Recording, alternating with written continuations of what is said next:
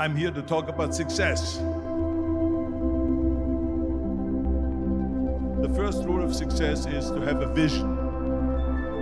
You see, if you don't have a vision of where you go, and if you don't have a goal where you go, you drift around and you never end up anywhere. I mean, as you know, I was born in 1947 in Austria after the Second World War. So I was very fortunate that I stumbled onto my vision. And I didn't really like Austria when I grew up. I couldn't wait to get out of there. I couldn't see myself becoming a farmer or a worker in a factory or anything like that. Even though my parents wanted me to stay there and have a normal life. But that was their vision, not mine. My vision was totally different. I felt that I was born for something special, for something unique, for something big. Then one day I went to school. I remember I was 11 years old, and they showed a documentary about America. And there they showed in this documentary the huge skyscrapers, the high-rises, the huge bridges, the 6-lane freeways, and all of this stuff. And I said to myself, that's where I want to be. I don't want to be around here with these little farmhouses and these little buildings. I want to be in America. One day after school, I walked by a store in Graz. So I went inside and I looked around, and then I saw a magazine. I saw a bodybuilding magazine that had Reg Park on the cover. Reg Park was then a 3-time Mr. Universe. And I saw him on the big screen as Hercules. I read that and I said to myself, wow, this is the blueprint for my life. This is exactly what I want to do. I want to become a bodybuilding champion just like Reg Park. I want to get into movies just like Reg Park. And I want to make millions of dollars and be rich and famous just like Reg Park. You know how great it felt that I knew where I was going? Imagine the majority of people don't know where they're going. I knew where I was going, that I'm going to become this bodybuilding champion just like him. So it was just a question of how do you do it? I was so relieved, because when you have a goal, when you have a vision, everything becomes easy.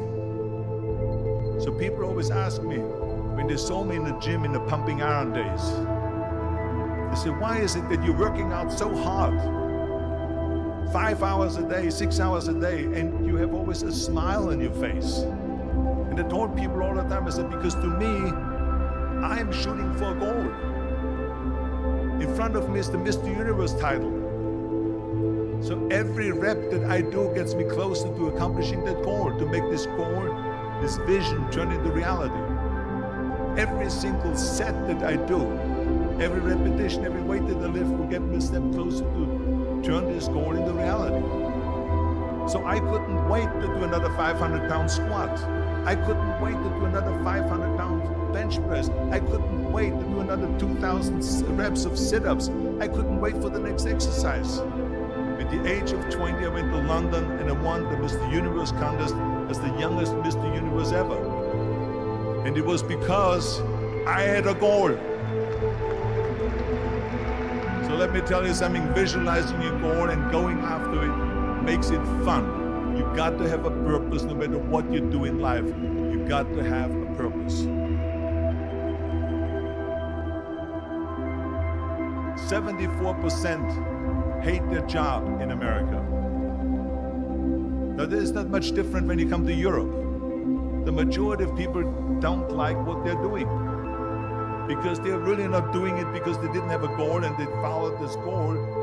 They just aimlessly drift around, and then all of a sudden there's a job opening, so they get that job because you have to work. But then when you work, it's a chore. It's work. It's not fun. So if you think about, only a quarter of the people really enjoy what they're doing in life. That is unbelievable if you think about it. So I felt so blessed that I knew what I was doing. It's like a medical student that studies and knows he wants to become a doctor. You know where to go. And the same thing is also in politics. I remember that in politics, I had a very clear vision that I will be the leader of California. That's as far as I could go because I was not born in America, so I could not run for president. So being the governor of the 5th largest state, I should say the largest state, the 5th largest economy in the world, was for me really the ultimate title, the ultimate accomplishment in politics. So even though people came up to me and says, why don't you go and run for something smaller, you're never gonna make it. I ran for governor, and then 2 months later I became governor of the state of California. Again, because I had a very clear vision what I'm gonna do with California. So that's rule number 1, have a vision. Rule number 2 is, don't listen to the naysayers. Don't listen to the naysayers.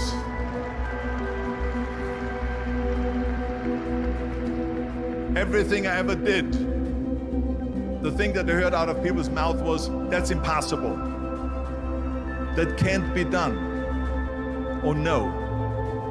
That is exactly what I heard, and of course I proved to the people that it can't be done. So whenever someone said to me, it can't be done, I heard it can be done. When they said no, I heard yes. And when they said it's impossible, I heard it is possible. I'm a strong believer of what Nelson Mandela said, that everything is always impossible until someone does it. Well, I'm gonna be the one, I said to myself, I'm gonna do it and I'm gonna show it to them. Maybe it has never been done before. That's perfectly fine with me. But I'm gonna do it. And I did not listen to the naysayers. It's all about the hard work that you put in. I said to myself, in bodybuilding, I worked out 5-6 hours a day. I'm gonna do the same thing now for acting. And of course I went to college to study English. I studied the accent removal, acting classes, and all of this stuff, all day long. I worked and I worked and I worked. And within a short period of time, I made one movie called Hercules in New York, which of course went right into the toilet. But it didn't discourage me. I still had the same vision. And then all of a sudden I did Streets of San Francisco. I did Stay Hungry and Pumping Iron and The Villain. And then all of a sudden, I was asked by Dino De Laurentiis, by Universal Studio, to star in Conan the Barbarian. And after I did Conan the Barbarian, the director at the press conference said to the press, the director was John Milius, he said to the press, if we wouldn't have had Arnold, we would have had to build one. So think about that. The very body that they said can never be sold because the time is wrong. A few years later, I'm doing Conan the Barbarian, and it was the #1 hit at the box office when it came out in the summer of '82. Think about that. And the director says, if we wouldn't have had his body, we would have had to build one. So all of a sudden, my body became an asset, not a liability. And the same thing was with Terminator. After we were finished filming Terminator, Jim Cameron said to the press, if Arnold wouldn't have had that accent and talked like a machine, I think the movie wouldn't have worked. So think about that. The body and the accent that they attacked was an asset. But I didn't listen to those losers. I didn't listen to them at all.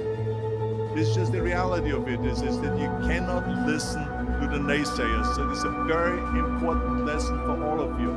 So when someone says, no, this is a stupid idea, you in your mind, you don't have to say it, but in your mind just say to yourself, you're an asshole.